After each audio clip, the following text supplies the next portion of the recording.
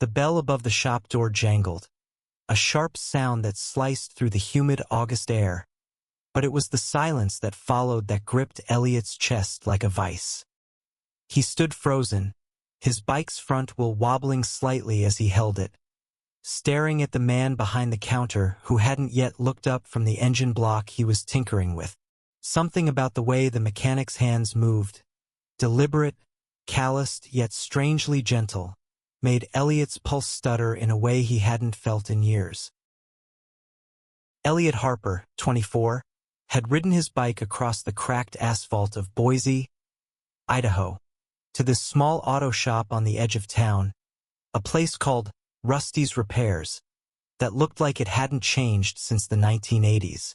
His bike, a sleek black road model he'd saved up for during college, had been his lifeline through a summer of dead-end job applications and late-night arguments with his parents about getting his life together. But today, the chain had slipped one too many times, and he'd pushed it 3 miles under the relentless sun to this shop, the only one open on a Sunday.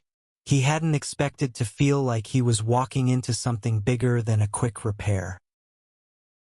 The mechanic finally looked up, wiping his hands on a rag that was more oil than cloth. His name tag read Javier, and his eyes, deep brown, framed by lashes that seemed unfair for a guy who worked with engines, locked onto Elliot's with a quiet intensity. Javier Morales, 26, had been fixing things his whole life. Cars, bikes, even the occasional broken heart, though he'd never admit that last one. Raised in a tight-knit Mexican-American family, he'd taken over the shop from his uncle 2 years ago, pouring his soul into keeping it afloat while navigating a town that didn't always know what to make of a guy like him. Queer, proud, but guarded. "Hey, what's the damage?" Javier asked, his voice low and warm, like the hum of a well-tuned motor. He stepped around the counter, his work boots scuffing the concrete floor, and crouched beside Elliot's bike. His fingers brushed the chain, and Elliot couldn't help but notice the way his forearm flexed, the faint scar running across his knuckles. "Chain keeps slipping," Elliot said, his voice catching slightly. He cleared his throat, feeling the heat creep up his neck. "And, the gears are acting weird. I don't know. It's been a mess all week." Javier nodded, his eyes flicking up to meet Elliot's again, lingering just a second too long. "Sounds like it's been through a lot. Let's take a look." He wheeled the bike toward a workbench in the corner, where sunlight spilled through a window, casting a glow over the cluttered space. Tools hung on pegboards, and the faint smell of grease and metal filled the air. Elliot followed, unsure why his heart was racing like he'd just sprinted a mile. As Javier worked, his hands moving with a quiet confidence, Elliot leaned against the counter, trying to act casual. He wasn't out, not really. His parents, devout and traditional, had made it clear that anything outside their narrow view of normal was a sin. He'd spent years dodging their questions about girlfriends, burying his feelings in late-night rides through the empty streets. But standing here, watching Javier's hands coax life back into his bike, Elliot felt something shift inside him, like a gear finally catching. "You ride a lot?" Javier asked, not looking up as he adjusted the chain. "Yeah," Elliot said. "It's my escape, I guess. Keeps me sane." Javier chuckled, a soft sound that made Elliot's stomach flip. "I get that. This place is mine. Nothing like fixing something broken to make the world feel right again." Elliot wanted to ask what Javier meant, what broken things he'd fixed beyond engines, but the words stuck in his throat. Instead, he watched as Javier's fingers worked, precise and sure, the bike coming back to life under his touch. They talked, hesitantly at first, about Boise's quiet streets, the best coffee shops, the way the mountains looked at dusk. It was easy, too easy, and Elliot found himself laughing at Javier's dry humor. The way he described his uncle's disastrous attempts at baking tres leches cake. By the time Javier stood and wiped his hands again, the bike was fixed, its chain gleaming and gears smooth. "Good as new," he said, rolling it back to Elliot. Their hands brushed as Javier handed over the handlebars, and Elliot's breath hitched. Javier didn't pull away immediately, his eyes searching Elliot's face like he was trying to solve a puzzle. "How much do I owe you?" Elliot asked, his voice quieter than he meant it to be. Javier hesitated, then grinned, a lopsided smile that made Elliot's chest ache. "First one's on the house. Just come back if it acts up again." "Yeah." Elliot nodded, his throat tight. He wheeled the bike out, the bell jangling again as he stepped into the sunlight. But as he swung his leg over the saddle, he knew he'd be back. Not for the bike, but for the mechanic who'd already started fixing something deeper. Elliot didn't wait long to return. 3 days later, he was back at Rusty's repairs, his bike wobbling under a flimsy excuse of weird noises. He'd made up on the ride over. The truth was, he couldn't stop thinking about Javier. The way his eyes crinkled when he smiled, the quiet strength in his hands, the way he'd made Elliot feel seen in a way he hadn't in years. The shop was busier this time, a couple of cars parked out front, and a radio playing classic rock in the background. Javier was under the hood of an old Ford, his sleeves rolled up, a streak of grease on his cheek. When he saw Elliot, his face lit up, and Elliot's heart did that stupid flip again. "Back already?" Javier called, wiping his hands as he walked over. "This bike giving you more trouble?" "Yeah, something's off," Elliot mumbled, avoiding Javier's eyes. He felt like a kid caught lying about homework, but Javier just nodded, his expression unreadable. "Let's see what's up." Javier took the bike, his fingers brushing Elliot's again, and led him to the same workbench. This time, though, he didn't start working right away.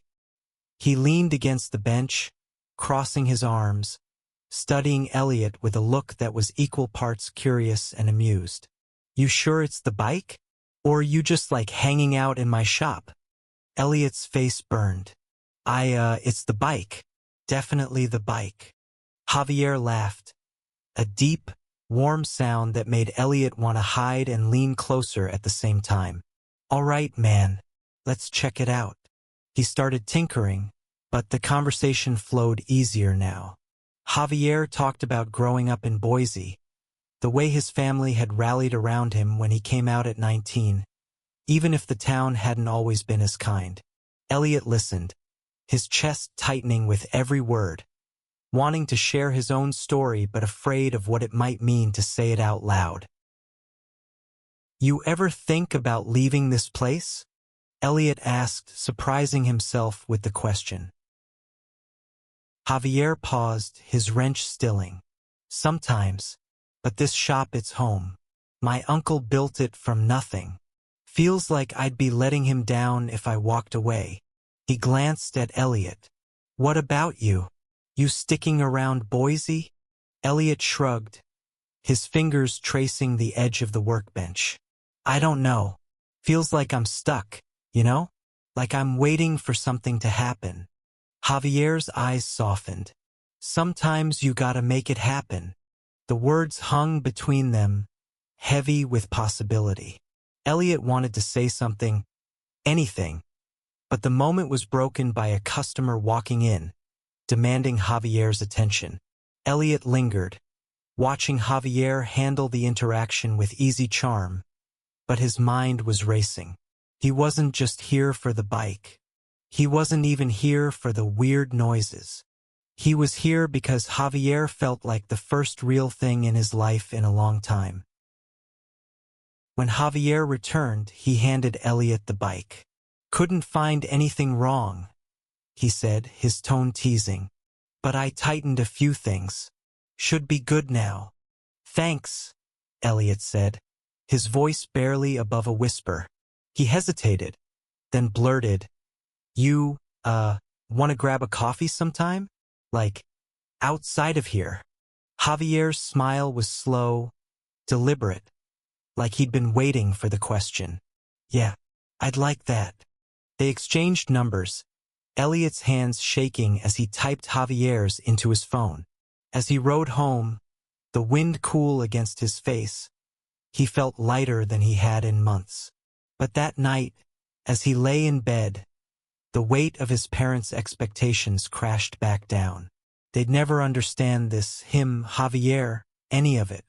The thought of their disappointment, their anger, made his chest ache, but the memory of Javier's smile kept him anchored. The coffee date happened 2 days later at a small cafe downtown, all exposed brick and mismatched chairs. Javier showed up in a clean flannel, his hair still slightly damp from a shower, and Elliot couldn't stop staring. They talked for hours about music, dreams, the way Boise felt both too small and too big. Javier's hand brushed Elliot's on the table, and neither of them pulled away. It was small, tentative, but it felt like a promise. The weeks that followed were a blur of stolen moments. Elliot found himself at Rusty's repairs almost daily, sometimes with a real bike issue, sometimes with nothing but a need to see Javier. They'd work side by side, Javier teaching Elliot how to adjust a derailleur or clean a chain, their hands brushing, their laughter filling the shop. Outside the shop, they'd meet for late-night drives in Javier's beat-up truck, parking on a hill overlooking the city, sharing stories under the stars. But the closer they got, the heavier Elliot's secret felt. He still hadn't told Javier he wasn't out, that his parents thought he was just figuring things out after college. Every time Javier reached for his hand in public, Elliot's heart raced with both joy and fear. Boise wasn't a small town, but it wasn't San Francisco either. He'd seen the look some people gave Javier, the way they whispered when he walked by. Elliot wasn't sure he was ready for that scrutiny. One evening, as they sat in Javier's truck, the city lights twinkling below, Javier turned to him. "You're holding something back," he said, his voice gentle but firm. "I can feel it. What's going on?" Elliot's throat tightened. He wanted to tell Javier everything. About his parents, his fear, the years he'd spent hiding, but the words wouldn't come. Instead, he leaned over and kissed Javier, a desperate, hungry kiss that said everything he couldn't. Javier kissed him back, his hands cupping Elliot's face, but when they pulled apart, his eyes were searching. "You don't have to tell me now," Javier said, "but you can't keep running from it forever." Elliot nodded, his chest aching. He knew Javier was right, but the thought of coming out, to his parents, to the world, felt like stepping off a cliff. He wasn't sure he'd survive the fall. The next day, disaster struck. Elliot's mom, Karen, showed up at the shop unannounced, her face tight with worry. She'd been calling him all morning, and when he hadn't answered, she'd tracked him down using the GPS on his phone. Elliot was helping Javier with a tire change when she walked in, her eyes narrowing as she took in the scene. Her son, laughing, his hands greasy, standing too close to another man. "Elliot, we need to talk," she said, her voice clipped. Javier stepped back, his expression guarded, but he didn't leave. Elliot's stomach dropped. "Mom, what are you doing here?" he asked, his voice shaking. "I could ask you the same thing," she said, her eyes flicking to Javier. "Who's this?" Javier extended a hand, his voice steady. "Javier Morales. I'm fixing his bike." Karen ignored the hand, her gaze fixed on Elliot. "You've been spending a lot of time here. Too much time. Your father and I are worried." Elliot's face burned. He could feel Javier watching him, waiting for him to say something, anything. But the words stuck, and all he managed was, "It's just a bike repair, Mom. I'll be home soon." Karen's lips pressed into a thin line, but she nodded and left, the bell jangling harshly behind her. Javier didn't say anything, but the silence between them was deafening. Elliot wanted to apologize, to explain, but Javier just handed him the bike and said, "You should go." That night, Elliot lay awake, replaying the moment in his head. He'd let Javier down, let himself down. The fear that had kept him silent for years was now a wall between them, and he didn't know how to tear it down. Elliot didn't go back to the shop for a week. He couldn't face Javier, not after the way he'd frozen in front of his mom. But the absence felt like a hole in his chest, and every time he passed Rusty's repairs on his bike, his heart ached. He missed Javier's laugh, his steady hands, the way he made Elliot feel like he could be himself, even if he wasn't ready to admit who that was. Finally, he couldn't stay away any longer.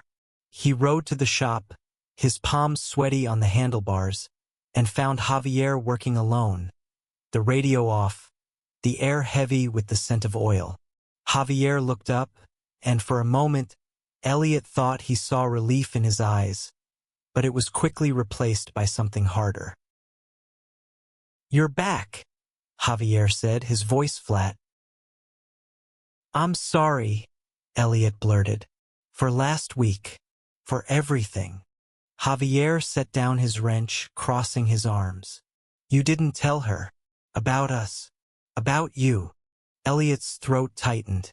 "I wanted to, I swear. But my parents, they're not like yours. They won't understand." Javier's jaw tightened, but his eyes softened. "I get it. I do. But you can't keep living like this, Elliot. Hiding who you are. It's gonna eat you alive." Elliot nodded, tears stinging his eyes. "I know. I'm trying. I need time." Javier stepped closer, his voice low. "I'm not asking you to shout it from the rooftops, but I need to know you're not gonna run every time things get hard." Elliot reached for Javier's hand, his fingers trembling. "I'm not running. Not from you." Javier's hand closed around his, warm and steady, and for a moment, they just stood there, the world outside the shop fading away. But the moment was fleeting. Elliot's phone buzzed, a text from his dad. "We need to talk. Now." The conversation at home was brutal. His parents sat him down in the living room, their faces a mix of anger and fear. They'd heard rumors, small-town gossip about Elliot spending time with that mechanic. His mom's voice shook as she asked, "Are you like that, Elliot? Are you one of them?" Elliot's heart pounded, but Javier's words echoed in his head. "You can't keep hiding." He took a deep breath, his hands clenched into fists. "Yeah, Mom, I am, and I'm in love with him." The silence that followed was suffocating. His dad's face turned red, his mom's eyes filled with tears, and for a moment, Elliot thought they might throw him out. But then his mom stood, her voice breaking. "We need time, Elliot. This is a lot." He left the house that night, his bike carrying him back to the shop. Javier was still there, locking up, and when he saw Elliot's tear-streaked face, he didn't hesitate. He pulled Elliot into a hug, holding him tight as the weight of the day poured out. "You did it," Javier whispered. "You're gonna be okay." The months that followed were a slow, painful unraveling. Elliot's parents didn't kick him out, but the house felt like a battlefield, every conversation laced with tension.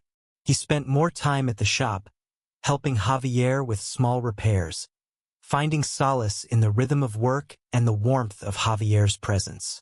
They built something real. Dates at the cafe, late-night rides, quiet moments where words weren't needed. But the town wasn't always kind. Whispers followed them, And one night, a group of guys from Elliot's high school showed up at the shop, their words sharp with hate. Javier stood his ground, his voice steady, but Elliot saw the toll it took.